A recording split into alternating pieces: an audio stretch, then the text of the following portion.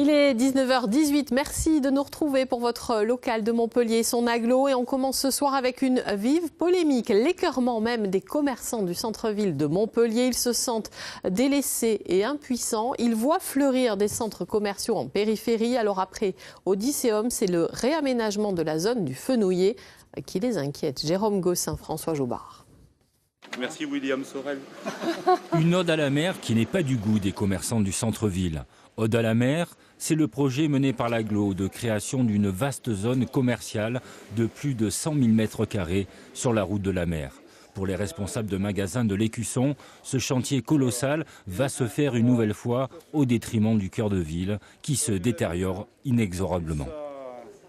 Ce n'est pas du tout la priorité. On a une ville qui a besoin d'être restaurée, qui a besoin d'être pacifiée avec des vrais investissements. On attend un budget fort qui le fasse, qui le concrétise, et on attend une ville qui brille.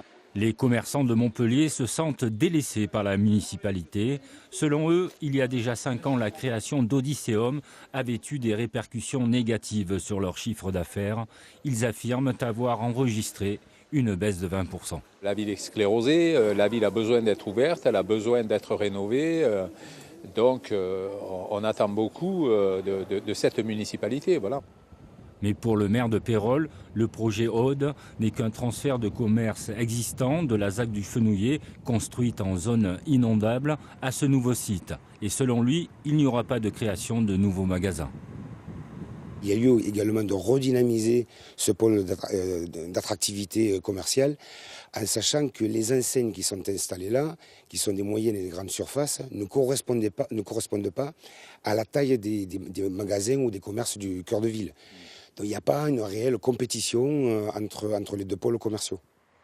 Les premiers coups de pelle démarreront en janvier 2015 et la fin des travaux est prévue en 2019.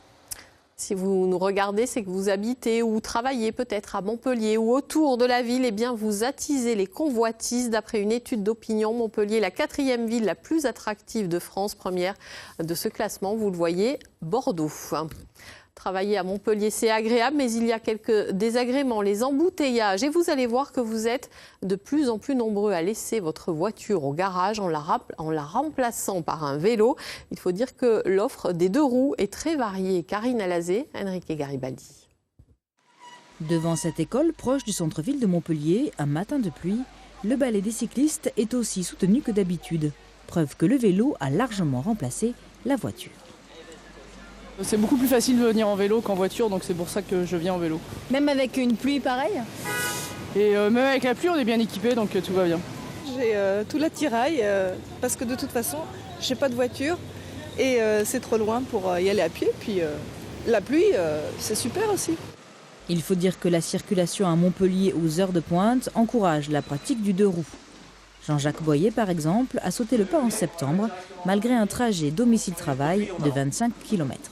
Non, ça met en forme, ça va très bien. En termes de temps, je mets moins de temps qu'avec des transports en commun.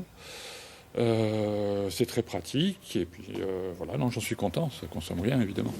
Dans ce magasin spécialisé, on a vu changer les pratiques des cyclistes et les fabricants ont suivi, proposant des gammes de vélos très étendues.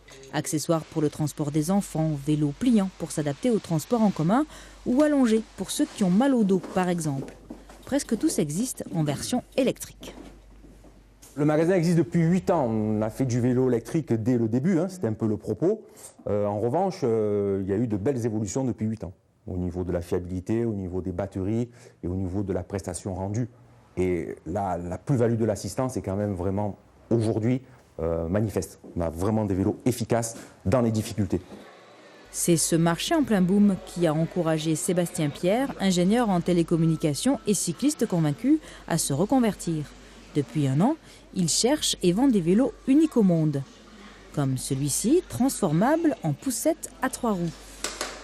Démonstration, un modèle rassurant pour les parents. Quand il est petit, c'est important de l'avoir vraiment sous votre œil et aussi pour la stabilité du triporteur. Puisque quand vous êtes en mode vélo, vous pouvez à tout moment lui tendre quelque chose ou vous adresser à lui en toute sécurité puisque le vélo, vous pouvez lâcher le guidon. Je me suis rendu compte qu'avoir des vélos adaptés à son usage était beaucoup plus pratique et confortable et du coup permettait de cibler n'importe qui. Un vélo adapté à son mode de vie encourage une utilisation quotidienne. Et plus il y a de cyclistes, plus les villes sont amenées à développer des équipements spécifiques. Un contexte favorable, saisi aussi par les créateurs de cette entreprise de vélo-taxi électrique. On a eu cette idée de transporter les gens de manière écologique, rapide et plus sympathique en centre-ville. Et pourquoi Montpellier ? Tout simplement, elle a une grosse zone piétonne et donc c'est là où on peut s'insérer et là où on peut rendre service aux gens puisque les transports en commun ne peuvent pas s'insérer en porte-à-porte. Ils connaissent mon circuit. Qu'est-ce que vous faites comme circuit ? C'est pour aller le marché avec des paquets. À chacun maintenant de choisir son vélo en fonction de son budget. Comptez 1 500 € pour un modèle high-tech. Pour la course en taxi, c'est 1 € le kilomètre. Montpellier n'est pas encore le paradis de la petite reine, mais a beaucoup d'atouts pour s'en approcher.